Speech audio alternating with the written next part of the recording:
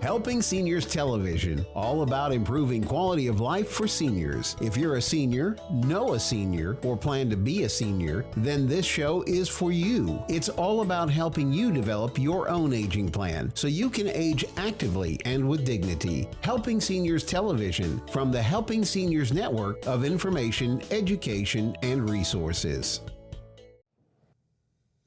I'm Kerry Fink, and welcome to Helping Seniors Television. So good to have you join us today. I think you're going to find today's program is both going to be informational and revelational.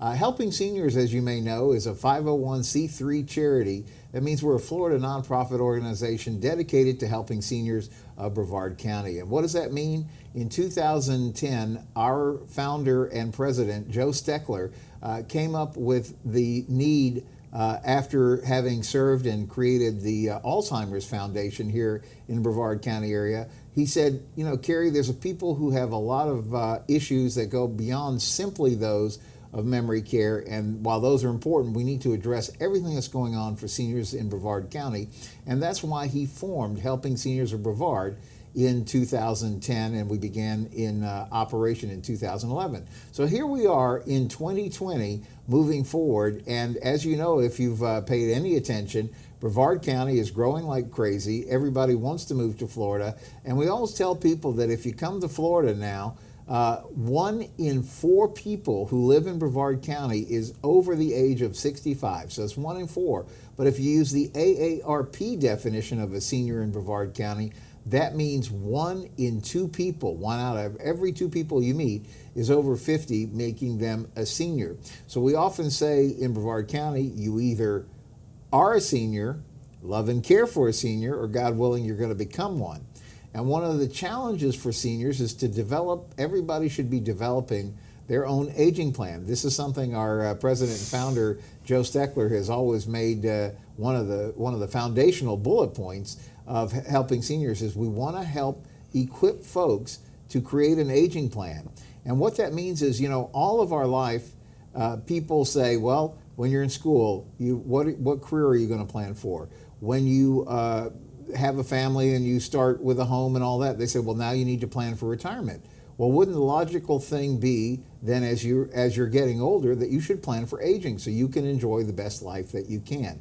And Joe often talks about what he calls elements of care, and that means having a plan that allows you for a progressive situation. Your needs, as they change throughout your life, will continue to change throughout your life. So the things that you may need today would be different from things you might need 5 years or 10 years from now down the road. So by taking advantage of all the media and the information that's available through Helping Seniors, you now have a chance to really create your own aging plan. And that's one of the reasons I'm so excited about our guest for today's show, because he's an expert in finance. He's been a financial planner, has very impressive credentials. He's run local Congress offices and things like that. But most importantly, we're going to talk about where he has specialized, and that's in the area of long-term care insurance. And so with that, I'd like to introduce our guest today. It's Tom Best with Best Financial Solutions. Hello, Tom. Welcome to the show. Well, thank you, Kerry. It's my pleasure to be with you today. You know, we were doing a radio show for Helping Seniors not so long ago, and we were talking about your company, Best Financial Solutions, and what you do as a part of it, or a specialization of it, called Sure LTC, or Sure Long-Term Care. And I want to go into that, but before we really go into all of that, I want people to get to know you and a little bit about your background. You're an Air Force guy, I know that. You flew C-130 transports, but then you came out of serving our country and you moved into the financial arena, and now you hold all these different financial licenses and credentials and things like that. Tell us a little bit about the process of coming out of the Air Force and going into finance. Well, interestingly, Kerry, before I ever went into the Air Force, I held an insurance license in the state of Georgia. Okay. While I was in college, I had an opportunity to go to work with an insurer that was domiciled in Atlanta, called Coastal States. Okay. And they had a program for college juniors and seniors called the College Savings Plan. And it was basically selling non-par whole life insurance to college students. Now that was a tough sell. I can imagine. But that's how I cut my teeth. But I did go in the Air Force, as you stated. I spent much of my career flying C-130s. Then I spent a number of years in the Air Staff.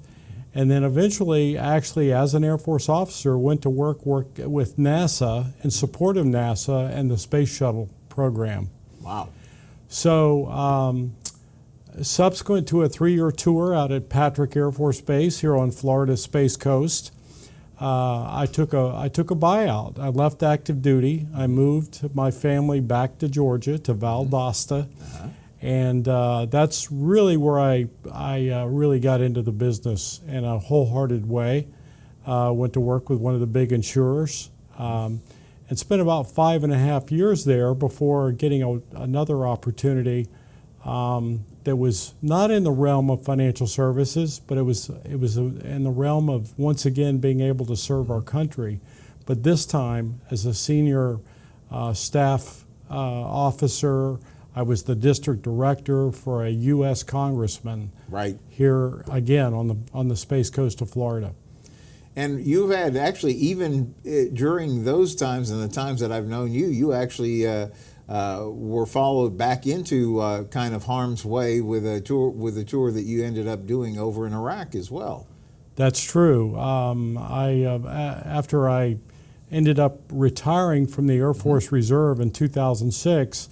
A couple of years later, I was offered an opportunity to join a contractor, and I went over to Iraq as the country manager for a classified battle information system, and I ended up spending nearly 2 years there. Yeah.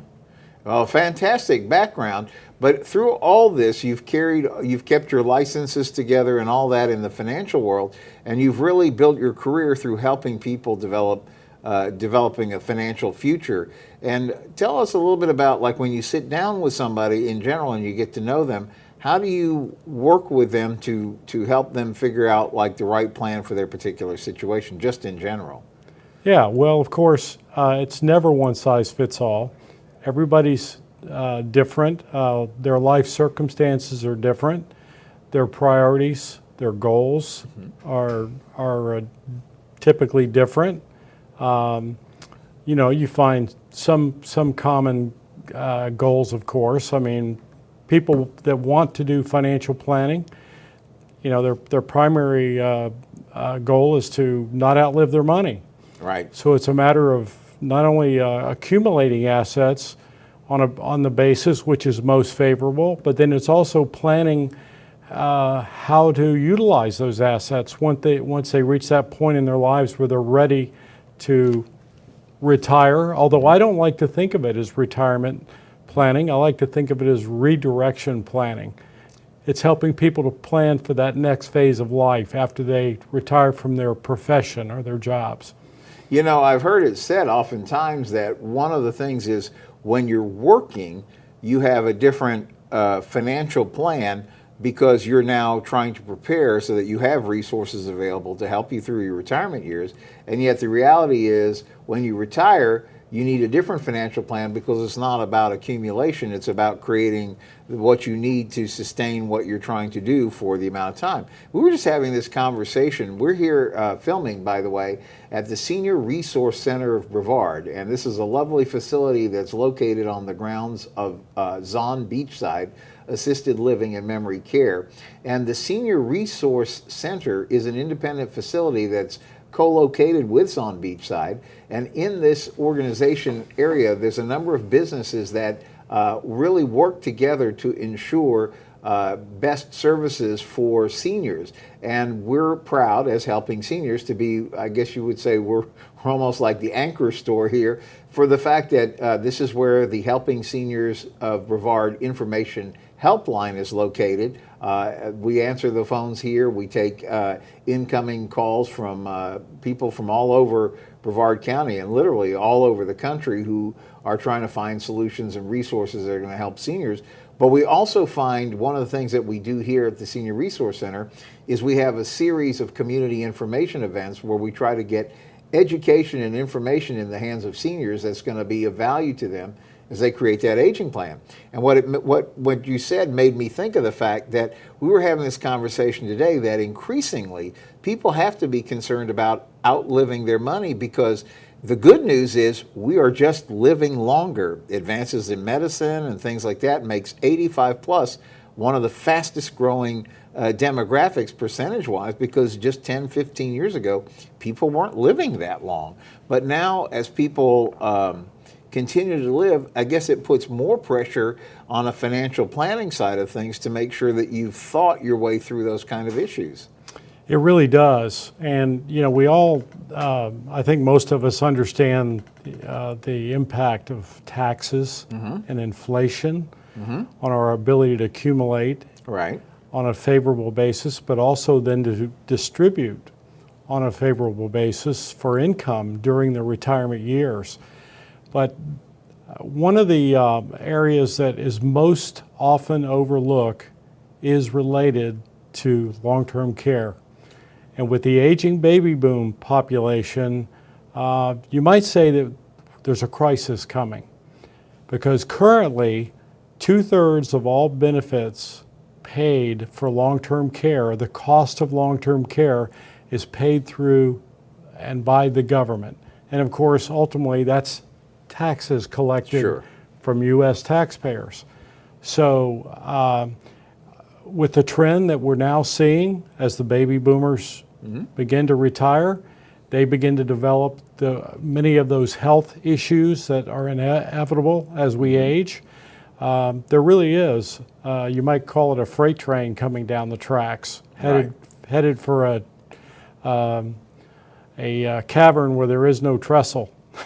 Yeah, well, that's one of the things that we're going to really focus in on this show, is talking about long-term care. But one of the things that Joe Steckler, when we were talking earlier about the fact that he's always been serious about seeing folks work on their own aging plan, he often talks about the fact that he was fortunate to be able to access the market for long-term care insurance a number of years ago when there were more players in it. He says now the number of players in the long-term care insurance market has really shrunk, and typically, because we're not as good about planning ahead as we should be, most often we don't acquire this long-term insurance at the time in our lives where it would be either cost effective or make sense. And if we wait too long, then we might have pre-existing conditions and things like that. So that is really what is so unique and important sounding about what brings you into this specialty. And before we really tackle it, I wanted to ask you, how did you discover through your career as a financial planner that this was the area that you felt like you should become the expert and really focus your attention on?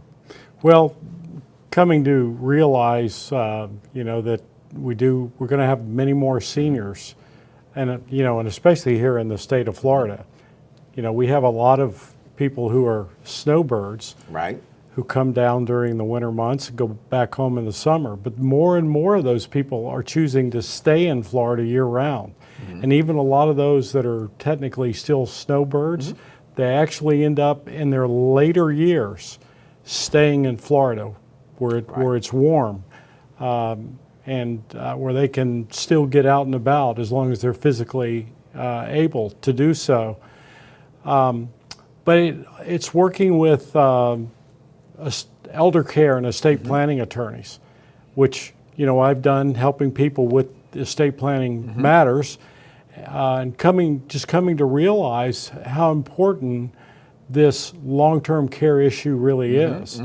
And you have, you know, people who want to ignore it and just say, hey, that's, you know, and that's our tendency with a lot of things. That's somebody else's problem. That's never going to happen to me. But statistically, 70% of people age 65 and older will require long-term care of some duration during the remainder of their lives. Wow. So, you know, if you think about the three-legged stool as it pertains to financial and retirement planning, that's an important leg on that stool. And so it needs to be addressed in some fashion. You know, it's funny that you talk about the concept that people assume that this may or may not be something that they need. One of the things that we've talked about a lot in the helping seniors world is that there is an assumption that, oh, there's a government solution for that, so if I need it, it's going to be there. And they don't really understand the complexity of it, because how can you until you get close up on it? And I thought this brings us to an interesting topic that we're going to spend a few minutes talking about. This is a book from one of the business folks that you've been connected with on this long-term care. It's from author Don Quante, and it's called Don't Go Broke in a Nursing Home. Don't Go Broke in a Nursing Home. I love the title. And I've actually, the version that I'm holding actually has your picture on it because you've contributed to this. In fact, as I understand, Don has asked you to help create, since Central Florida is growing so fast, that you wanted to create a separate edition that is specifically for this area, because, you know, one of the things people, and oftentimes we learn too, is people don't understand that the rules and laws are different from state to state. So just True. because you may have worked in the state of, I'll just make this up, Indiana or Illinois, but now you've retired to Florida, your benefits, all the things are based on where you live, the state you live in. So something that may be applicable in Illinois may not be applicable in Florida, or vice versa. So it's very important to understand that, and that's one of the reasons why you're working with Don on this project to create this Central Florida edition. So we're looking forward to that, but tell me a little bit about what's in the book already.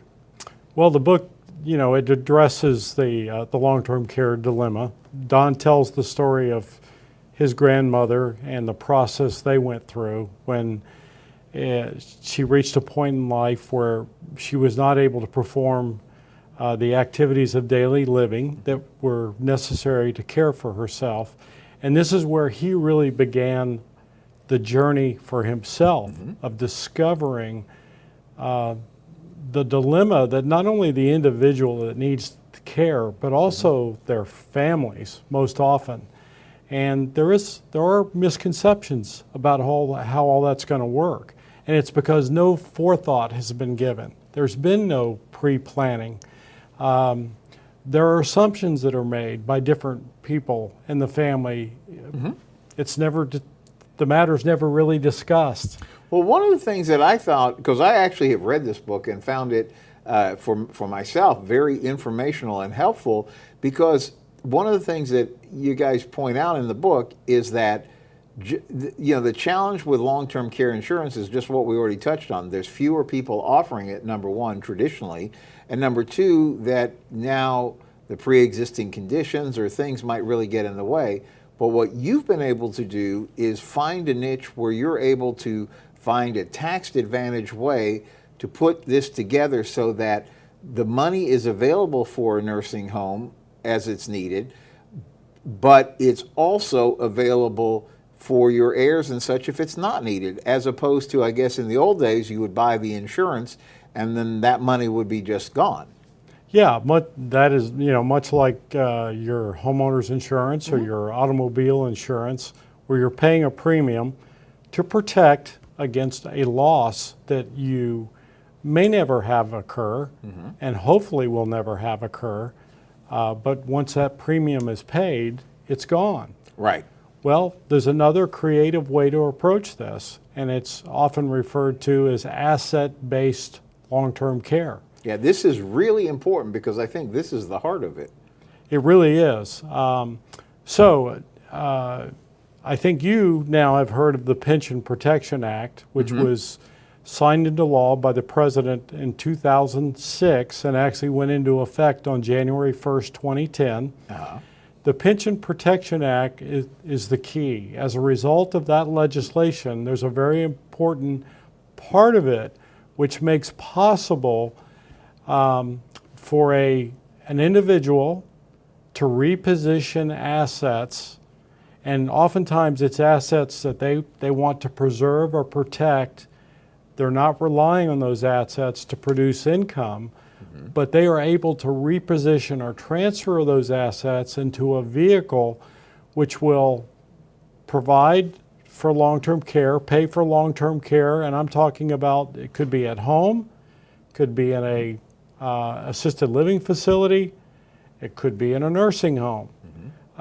So those limitations don't exist.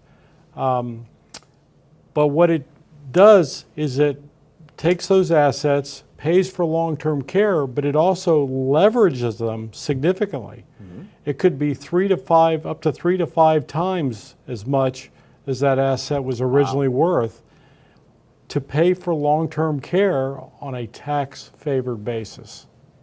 Wow. So you get several different advantages from looking into something like this. First of all, it can have ramifications for your current tax status.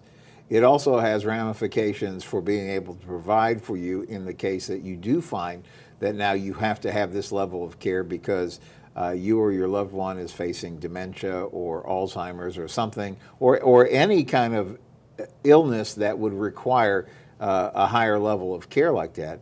But then the third aspect, or it seems like the third part of it, is that then you still have the possibility for it not wiping yourself out. Because one of the things they talk about in here is the cost of if you're actually in a skilled nursing facility, and people just assume that that's just covered by the government, but it's only covered for what, 100 days or something? Yeah, under Medicare. Yeah. Yeah, it's basically designed to get you well. So it could be in the hospital or in a rehabilitation facility. Yeah. It'll pay for up to 100 days. After that, you're on your own. And that gets really expensive real quick, doesn't it? Oh yeah, it can deplete, the cost of care can deplete one's assets very rapidly.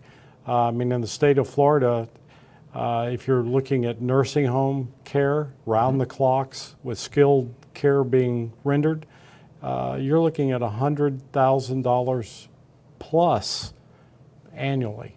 Right. And so one of the reasons to take advantage of your expertise and sit down and get some information about this is literally like the book title says, so you don't go broke in a nursing home. And this book is really a good tool that helps you understand that, but probably even a better tool is to sit down with somebody like yourself to kind of really explore this. And now I know that you go and create a number of seminars and talks where people come to sit with you for an hour or two in a classroom style setting so that you're really just teaching them about this. Talk a little bit about that. Yeah, so actually I have a workshop that actually is designed specifically to deliver the key information that's in the book. Right. But I do recommend that someone read the book. You'll learn a lot. And then I've also partnered with and Don Quante introduced me to these folks with a fellow named Kevin Jameson, who's the president and founder of the Dementia Society of America. Okay. So I've also done workshops under the auspices of the Dementia Society. So if somebody was interested in this topic and they said, wow, this is something I need to take a closer look at, first of all, you'll be able to find out about any of Tom's upcoming seminars on the Helping Seniors website. So let me give you that information for the Helping Seniors website. If you grab a pencil and jot down, it's helpingseniors.org, helpingseniors.org, and you'll find information about upcoming events, including Tom's seminars and things like that. But if somebody wanted to just call your office and get in touch with you and say, listen, I'd just like to talk about my situation and see how it feels, is that an expensive proposition? Oh, you mean in terms of just to give you a call? Consult? And, yeah. No, not at all. My initial consult is at no charge. So you lose nothing financially by picking up the phone and giving you a call and just saying, like, here's where I'm at in this. And does it matter? Is it like you have to have a certain amount of assets? Or, I mean, how because I guess the average person is thinking, like, I'm interested in this, but maybe I'm not rich enough to qualify to talk, or how does that work? Yeah, well, the fewer assets you have, the less likely that you're going to have, your options are limited. I'd say typically if you've got $250,000 or more in liquid assets, and you do have those monies that you're concerned about preserving. And by the way, when I was talking about the asset-based long-term care and leveraging those assets to pay for long-term care, Right. if it's not needed, it's your money. That's the key behind this. It's not like an insurance premium where you spend it, Bingo, and it's gone. Yeah. So if somebody we have only about a minute left, so I wanted to make sure we got your phone number in. Okay. So if people want to get in touch with you, they can reach you, and go ahead and give that phone number. Yeah, you can reach me at 321-863-4470. Okay, one more time. 321-863-4470. And you're also having a website that's there called sureltc.com. sureltc.com. One of the things is when you read this book or get this information, try to attend one of Tom's talks, you'll find out it's not quite as frightening as you think, because through this kind of innovative program, which you called asset-based long-term care. Asset-based long-term care, that's the key, and you want to find out about this.